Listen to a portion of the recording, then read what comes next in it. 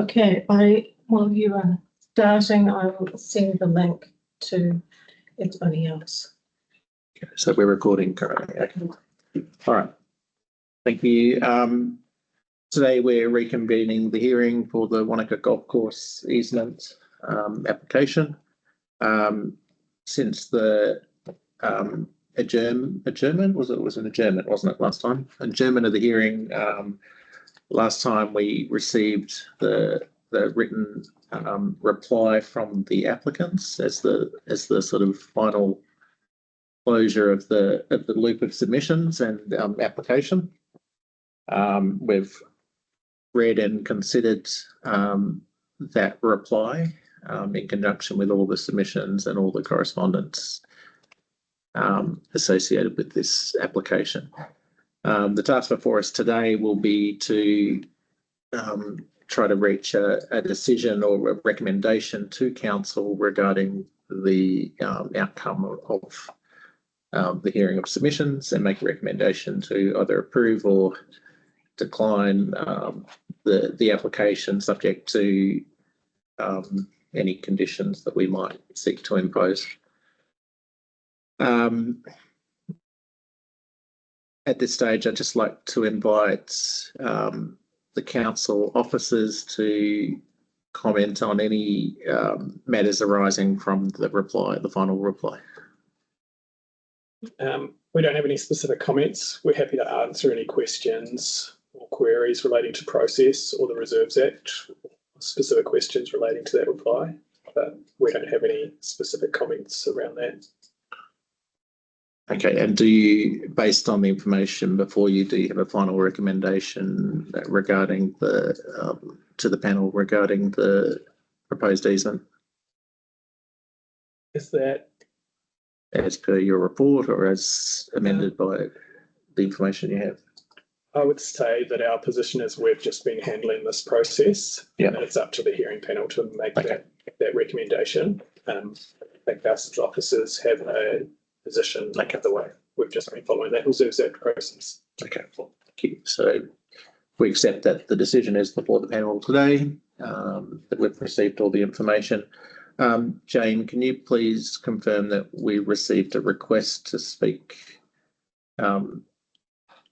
to the submission from one of the submitters? Is that right? Yes, Roger Gardner of the Friends of Bullock Creek asked to speak, but I responded to him saying that there would not be an opportunity for submitters to make any comment at this resumption. Yes, and in the interest of fairness, we're going to play that fairly squarely by the book, in that the right of reply sits with the applicant, and they've, so to speak, had the final word following the submissions, and we're going to respect that. If we're to give one party an extra right of reply, we've got to would rightfully have to extend that to all parties and effectively seek a second right of reply from the applicant, which isn't helpful at this point. Is there a procedural point that we need to clear there in terms of the content of that, not the substantive content, but any procedural content of that email? No, I just think we declined to accept a further verbal submission, and that's the. All right, so I suppose I invite the panel members to to make comment on where they're at particularly from the reply and the submissions received, and then we'll go into debate around the final decision. Well, the further information from the applicant, the response, I believe, does have some useful compromises. I appreciate that there is still some lack of detail, I guess, on some of the physical side of the work, but I am confident that will be dealt with the appropriate consents. So I'm comfortable with the response from the applicants and the compromises that they've offered. Yeah, thank you. All right. Probably got a wee bit to say on this one. Look, I think obviously there's an issue that needs addressing, and I think we need to address it, and I think we can address it. For me, it's just a question of how we go about addressing it, and part of that is, you know, what's covered in the resource consent processes and other processes to come, but also in the conditions that we put over the easement. I think that's, for me, that's the way to address some of the concerns. Obviously, the golf course has issues that I think could be summed up as, from my point of view anyway, from what I've read, as the intensity of traffic in that area, the intensity of use, and then therefore the impacts on the future use of the golf course and the future development of the golf course. And they sort of, in another process, you could call them reverse sensitivity effects. What happens there may impact. And I think we need to think about that. We have an application in front of us and we are judging it in terms of what's there now. But I do think we need to be mindful of what could occur in the future as well, and just ensure that that the conditions we place on the easement don't allow for unanticipated intensification of use of that area. So I do have some thoughts around that, and I'll just leave it to the chair, I guess, to confirm how you would like to deal with that in terms of the list of conditions we might want to discuss. At this stage, if you want to comment on the issues you're concerned about, I'll probably invite that we contribute to a list of conditions that we agree on afterwards. So if you just keep it to the... Yeah, sure. If I guess you the raise other... the issues, you've expressed one clearly around that reverse sensitivity issue. Sure, and I guess the other issue is probably for Burnside Trust and that access issue. To me, and whether the use of that easement should be granted there, I'm imagining that a carriageway could exist on the existing easement A, rather than, and that we could condition something around that, because we want to limit the use of that area, and we want to limit the encroachment on the reserve, and anything we can do to ensure those things via conditions is important. It's interesting whether the Burnside Trust gets access to that property via that easement. There were some issues there about the wrong side of the road. It's a driveway, so it's not a road. So I don't know that there are rules, and maybe there needs to be some discussion around whether that's an issue or it's not an issue. I guess those are my key issues. I would like to understand the resource consent process. I did send a question through earlier. I don't know if staff have any information on that around what the status of the activity would be. So what we're at a stage of the hearing where we're not engaging further advice from the staff. So we're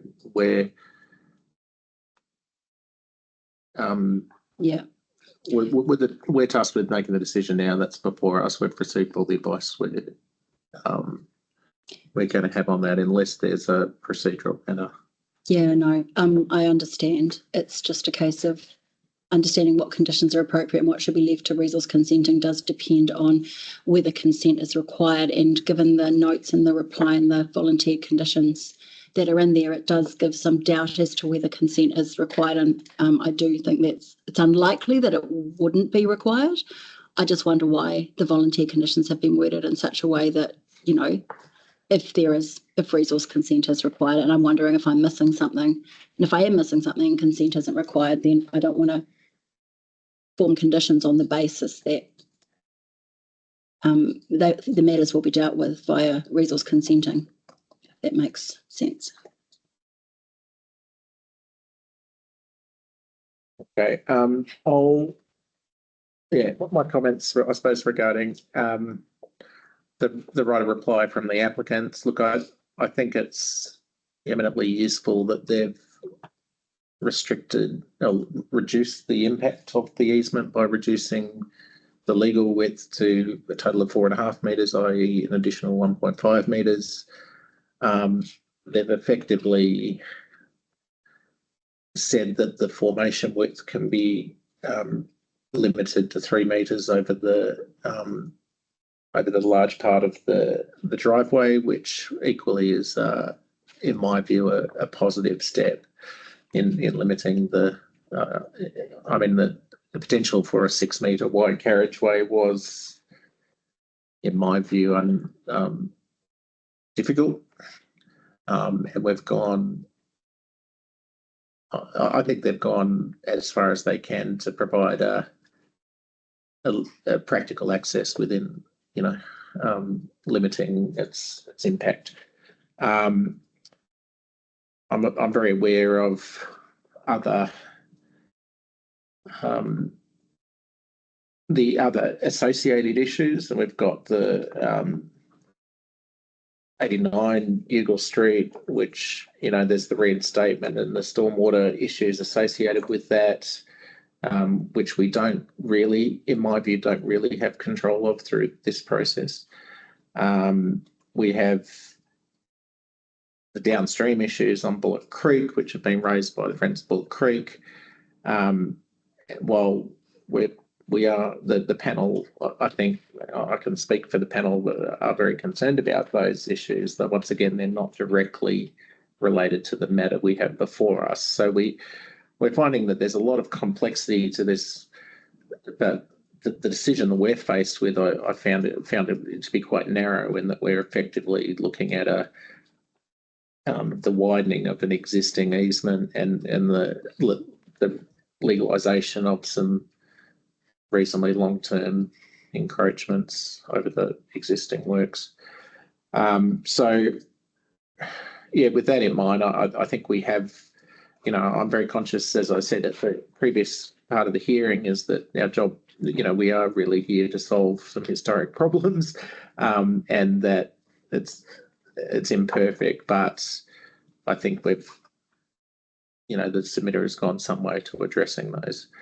There were some things that in the right of reply, and which we'll probably record in the decision, which I think were a little bit unhelpful by the applicant, in that we weren't able to really confirm the golf course's position, and I apologise that we can't do that now because of where we're at in the process. I would prefer to do that, but they weren't able to, in their reply, really confirm the final position of the golf course relating to the proposed application. And as the leasee, I found that challenging equally, that they went away and did a whole bunch of engineering cross sections and feasibility, but they didn't, in effect, offer that as a condition or of the easement. And equally, I found that difficult. It would have been helpful if those things had occurred. So with that in mind, I would like to suggest to the panel that we consider granting the easement subject to conditions. And I'd like us to have a discussion around what are valid conditions to impose over the easement. Barry? I'm comfortable with granting the easement with conditions. I guess we need to clarify what the conditions are relevant to the easement, and not go outside the scope of what we're dealing with here. And I appreciate there's some concerns about future possibilities, but we're not in a position to preempt those. I think they will be dealt with in a appropriate form if required.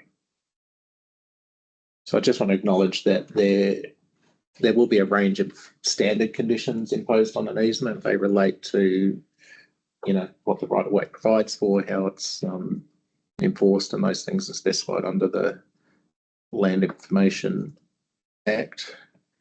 And the standard conditions of council, they're mostly mechanical. The things that I think we're talking about now are, do we,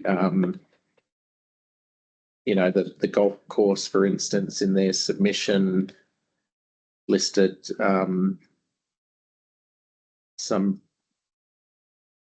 proposed conditions, some of which might be applicable, others probably aren't legal or relevant. The same with, you know, a discussion around whether we restrict the formation width to the 3 metres that they've proposed, or do we, you know, look at ones like, you know, ensure that there's no parking on the easement over the right of way, things like that.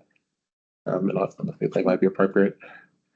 I mean, yeah, so I look, there's a number I'd like to discuss. I think no parking is probably a given. I don't know whether it's worth stating as well. If it's a row easement, there can be no parking, as I understand it. But I do think there needs to be some signage stating clearly that the use of the driveway or laneway is for residents only, but that pedestrians and cyclists will have access. That sign needs to be there. It needs to be clear. Who puts that in? I mean, we're making a recommendation. Staff can always add something in the interim, you know, before it gets to the council for actual approval. But one way or another, that sign needs to be clear and it needs to be understood by all that those are the limits. The other one, you know, I'm interested in at A and B, where obviously A is a 3 metre easement that exists already. And we're putting in place B, which I'm assuming would then be 1.5 metres. I'm just wondering if we need to be really specific about those things in our conditions. And well, we're only imposing the 1.5 metre easement, the other one's existing, so yeah, we can't impose conditions exactly on the existing easement. Could we, and this might be going into too much detail, but could we put a condition in there that encourages or suggests that through the consenting process that is considered that they stay as far in A as possible and encroach as little on the golf course as possible? And the reason I say that is B is 1.5 metres wide. So we'll just pause for a moment. I'm not sure what's going on here.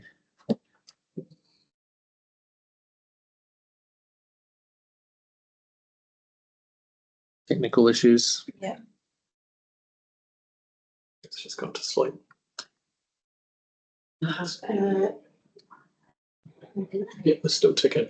Okay. Recording. We're still recording up top left.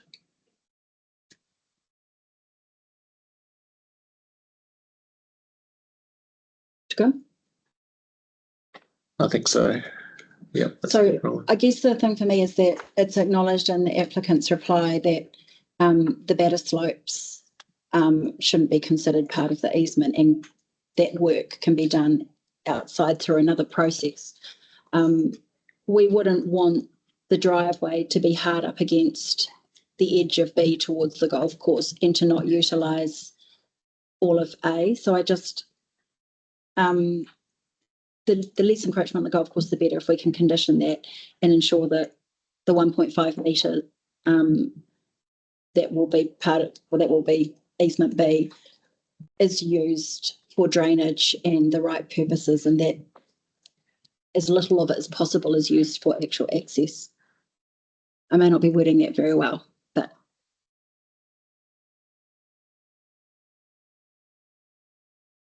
yeah. Principle being that they utilise A for access as a priority, and the extra 1.5 metres is there. So I'm just trying to work out the best way. So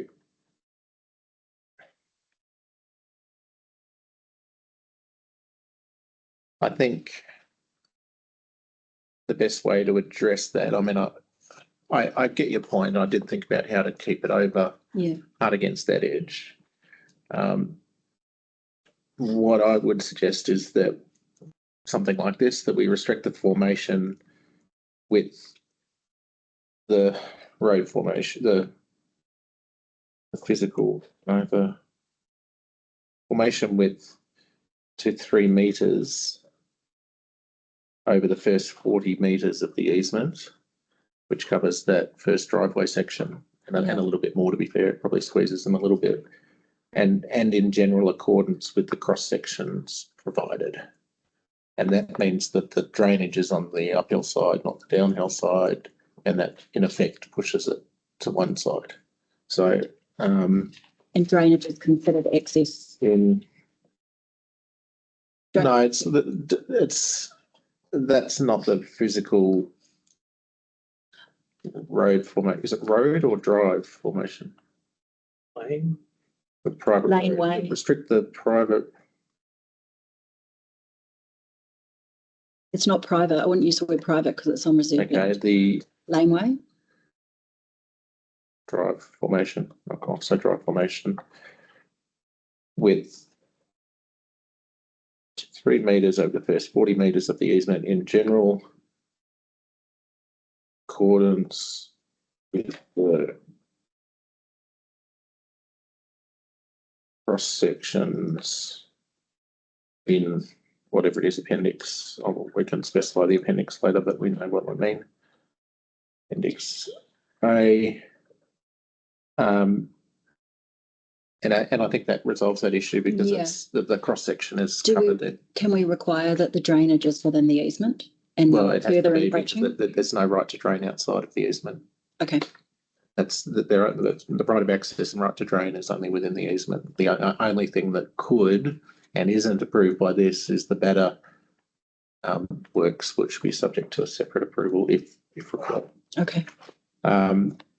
No parking within the right of way. That sort of just formalises something that already exists because it's can't be obstructed anyway. The applicant shall install a sign stating for resident vehicles only, but does not restrict pedestrian and cycling access over the right of ways. And then I just might say signage subject to approval from council or something, final signage. Yeah.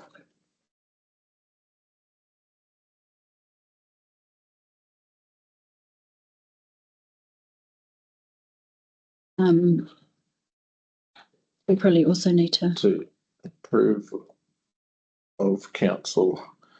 And the final one, in my view, is that the applicant is responsible for any additional consents and earthworks, and any consents and additional works, responsible for consents and permissions. So this is subject to that? Sorry, that is the condition of the So easement. this is subject to, yeah. That the applicant shall be responsible for any easements and permissions for additional works within the reserve or the right of way, because it could cover a resource consent. Well, the reserve covers that anyway, but it's within the reserve.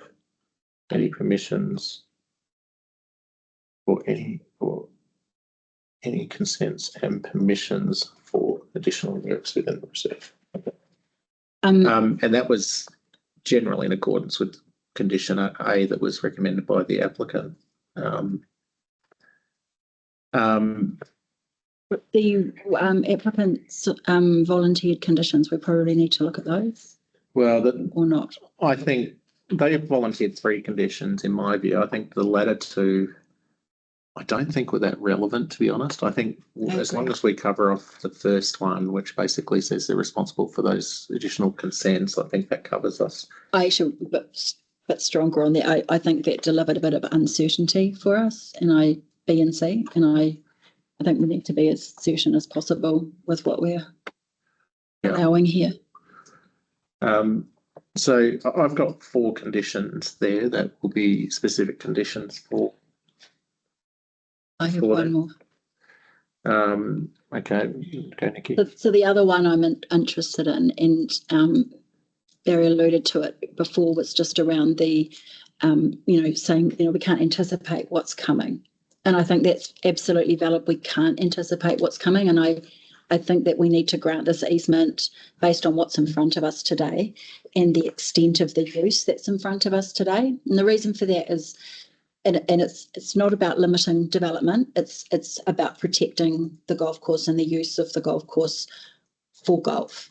So my concern is that if we grant an easement, what could happen is that those sections could be developed, maybe a little bit, maybe significantly, but that easement, this is a long-lasting instrument. It will remain in place and provide access and potentially allow, I guess, use of that easement beyond what we're anticipating and what the golf course has anticipated today. So what I would like to do is agree to this based on what we have in front of us. It's not limiting the future, because in the future, if any of the properties wanted to develop their land, and which would then increase the traffic, maybe a little bit, maybe significantly on that easement, they could just apply for another easement, and you know, it may or may not be granted, but we could then put appropriate conditions in place. If I knew that I had an extra 20 dwelling equivalent units, if I knew that was in place now, I would be putting different conditions in place to protect the golf course. As it is, I'm okay with the conditions that we're, you know, granting it, and with the conditions that we've got, as long as we limit it to the use that is there today. And I think that's fair on the golf course. One of their issues, and I think it's clearly within scope, and they've written submissions. Sorry, give me a sec. So there's a statement at 13. Only the properties that have access now should retain access. This means we request no new approval be issued. So they didn't want any approval for 89 Youghal. This lot, 89 Youghal, will need to use formal Youghal Street entrance for further development. This is required in order to limit traffic on the recreation reserve. There are other points that they've stated that development in the past has led to this issue. So their concerns are around the impact on the lease and on the golf course around, you know, increasing traffic. I think at the moment with 3 units, it's limited traffic, limited risk, the liability of golf balls hitting. If you've got less traffic, you've got less risk. So I'm really over talking it, but I understand that point. I'm concerned that we're going to have an inconsistency between the 3 metre width and the 1.5 metre width. So, and to be fair, most of the actual carriageway formation is going to be on the 3 metre width anyway, because we're pushing it that way. So we're not. I understand your point. I don't think we're solving the problem, because the legal access exists over the 3 metre width, which is existing. yes. And we're only dealing with the 1.5. So I think that creating a dual set of requirements over only the 1.5 metre one creates some pretty bizarre. It's not just B, we're approving it, right? Well, we're not, whatever it is, B and C, the 2 B and C, but So are we limiting C? C is still no, an extra 3. C's existing construction, so there's no construction difference. So we're just formalising that easement, that encroachment effectively. So there's no physical change to C. It's only a legal change. It's a legal change. But what we're enabling here is legal access of a much greater width than before. It's no point having a bigger pipe after a smaller pipe. I guess my concern remains that I would be, if on those properties, if we now had more dwelling units and more traffic, I would be putting different conditions in place. I understand the point. I just have some difficulty in that. But we can't anticipate that development, so we can't put those conditions in place now, but we can limit it to existing use. And it's a bit of a hard line for me, that one, because I can see in the future what's going to occur potentially. And if it doesn't occur, and if the applicants are perfectly happy to leave things as is, then it's a condition that should cause no problems. Okay. Do you have a condition that you're proposing? So limit the row easements to the existing 3 development units. Okay. there is any support for that. And I'm quite happy to take a recommendation on improved wording, but Well, essentially, we are making a decision with what's in front of us. exactly. And in the future, if there are changes, that will be dealt with appropriately. But the easement will allow for it. So you won't be able to go through this process again to put conditions on the easement. The easement We will, can't really anticipate. We're dealing with what's in front of us today, not what's potentially that's my point. there in the future. So we have to make a decision with what's in front of us. Okay. So I don't sense Barry's supports that. Is that correct? That's correct. Okay. That's And I'm sympathetic to the problem, but I don't think we're going to solve that in this case. that's okay. Okay. All right. So what I'm proposing then is that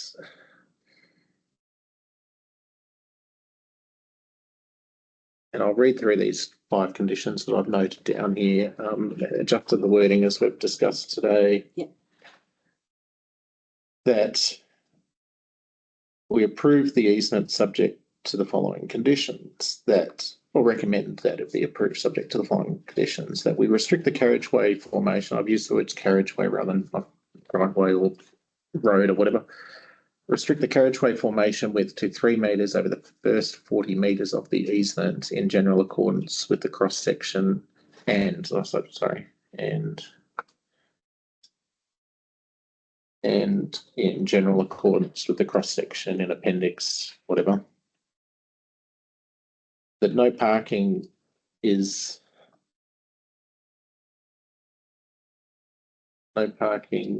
allowed on the right of way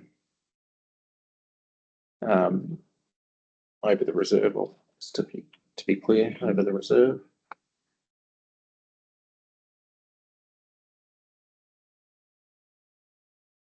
The applicant shall install a sign stating for resident vehicles only, but does not restrict pedestrian and cycling access over the right of ways. Final signage subject to approval of council. Would that be council officers? Council officers. Okay. Appoint a person. Okay, council, Like general manager, Commuting. That's No. parks manager, parks and reserves manager. Parks manager. Approval of council's parks, and reserves manager. Okay. The applicant shall be responsible for any consents and permissions for additional works in the reserve. That the construction of the accessway or the carriage or the accessway shall be in general accordance. I'll say accessway and drainage in this case, and drainage shall be in accordance with all relevant codes of practice and engineering approvals. Any departure from the code of practice required by the conditions above are at the risk of the applicant. Now, is there any concern with those conditions proposed from a legal perspective or the? Okay. No, I think they reinforce what the easement already requires for general conditions, but that's fine. They're there for clarity and for, okay. Did we include there that easement B will only be 1.5 metres? Because up until this point, it's been 3. Well, that's what it is on the plan. Yeah. That's on the plan that was included in the title. So, I mean, what we'll do, our resolution today will be effectively, if agreed, that to grant the easement subject to those 5 conditions and any other standard conditions required for the easement. I'll just, and we can include that in the wording of the resolution. And that's the final decision will be issued. The final recommendation will be finalised in writing. So that will give the panel time to tinker with the words, make sure that. And that'll include reasons for our decision and some explanation. All right, so before I move this motion, I just want to make some comment. I mean, as I sort of said before, that this has actually been really unusually complex for what is a fairly routine matter. I mean, it's not super common that we require right-of-ways over reserves. And, you know, there's a lot of historical context for this. And as I said at the hearing previously, is that there's, you know, we're not trying to assign blame, or we're not, but there have been mistakes made by all parties in this case. And that, you know, we are trying to solve a historical problem. I'm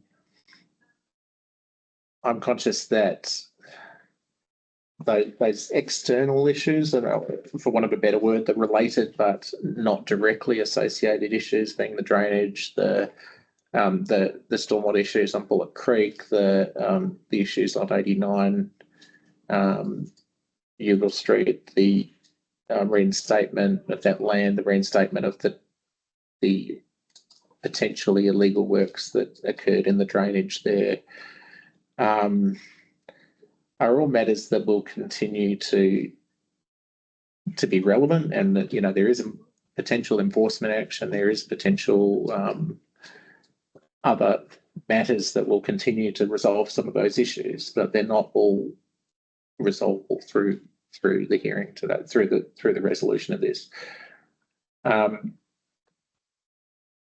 confident that the panel have made, the applicants made some concessions here, and I think the reduction in the width is a significant one. And any, you know, the potential for batters or for will still require further engagement with the Parks and Reserve Department and the golf course management around how they're managed and how they're reinstated. And equally that any works to reinstate the existing driveway over 89 Yugle Street will still require engagement with the owner of 89 Yugle Street around actually gaining access to that land and reinstating that land and agreeing how that will be, what that will look like. Because that's not on reserve land, we can't control that. That has to be between that's a civil matter between the parties. So I want to acknowledge all those things. With that in mind, I'm going to move that we approve the. I sent to you the original officer recommendation from the officer. Okay, thank you. All right, so I will move that we note the contents of the report, that we note all the submissions received on the proposed easement, and hear any submissions that doesn't, and have heard any. Because that was for the. Okay. That was, sorry. Recommend to council. Well, I think we can note all the submissions received, yeah. Yep, because it still is relevant. And we recommend to council that we grant the easement subject to the conditions that I've read out below. Did you catch those, or do you?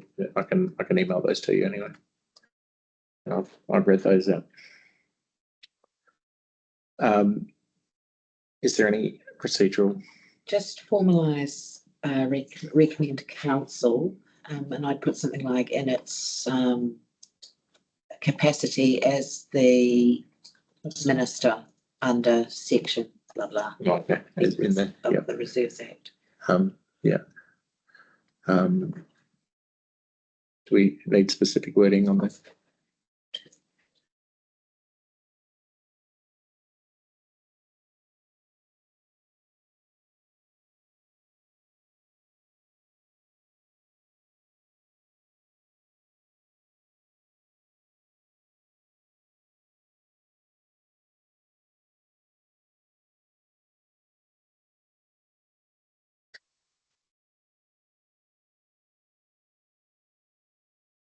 Under 120, section 120, Mary.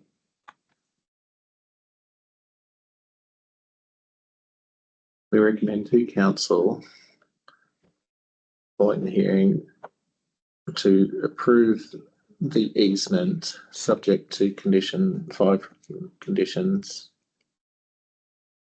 following the public consultation process in accordance with section 120 of the Reserves Act, I presume, or is it under? Yes. Yeah, Reserves Act 1977. Okay. All right. Is that clear? Yes, it is. And are we clear on the 5 conditions that we've proposed? Yeah. Put 120E in there. I think that's 120E. Yeah. And we're clear on the plans that we're referring to being the ones that are contained within the right of reply from the applicant, including the cross section that I've referred to, Yes. and the easement plan. We have a seconder. Happy to see that. Thank you, Barry.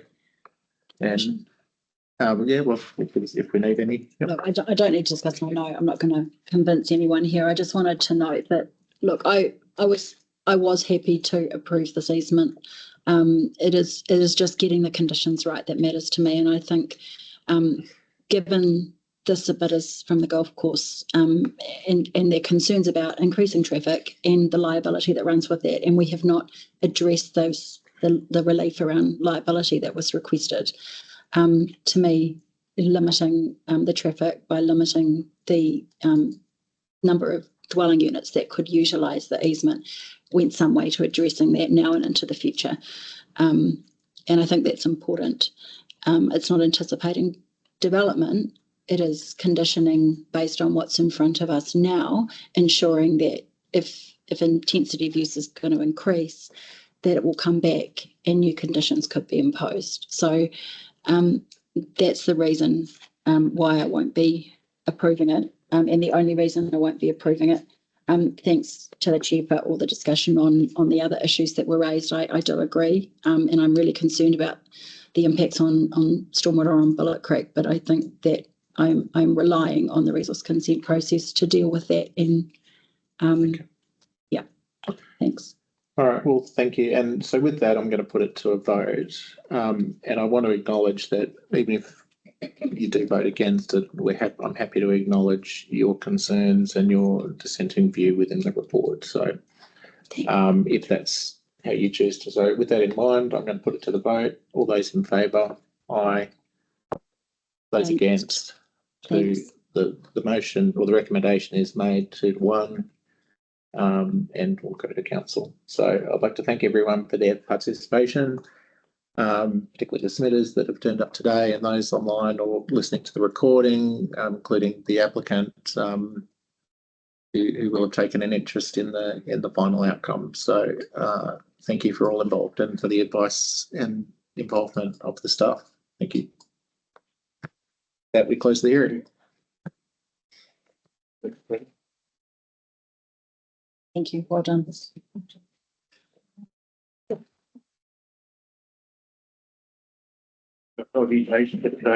Yeah, got doggy taking. Yep.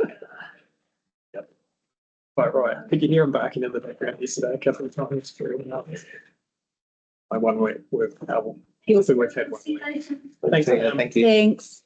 What's that?